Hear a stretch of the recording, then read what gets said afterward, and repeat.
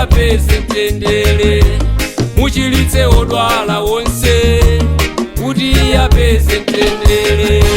Kupempha kwa inu Yehova lenga kumwamba ndi dziko lapansi, chilengedwe chonse ndi chanu, ntchito ya manja anu.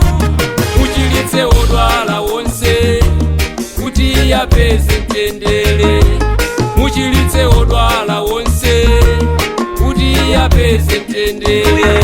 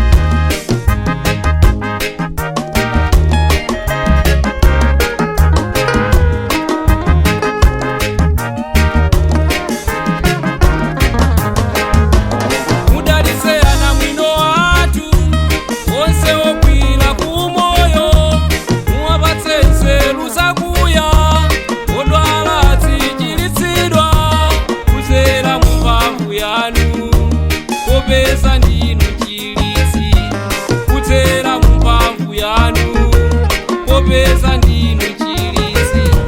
Monga Petulo ndi Yohane pakhomo la sunagogi anachilitsa osayenda kudzera mumphamvu yanu, chitaninso chimodzimodzi kwa anthu anu Yehova, chitaninso chimodzimodzi kwa anthu anu Yehova.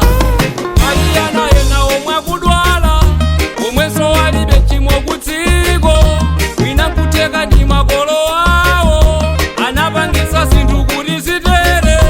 Musatiweruzeni mkwiyo wanu, imvereni chisoni Yehova.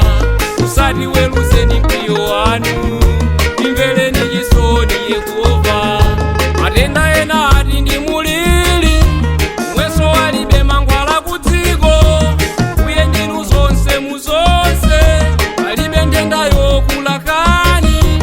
Musatiweruzeni mkwiyo wanu, imvereni chisoni Yehova. Musatiweruzeni mkwiyo wanu,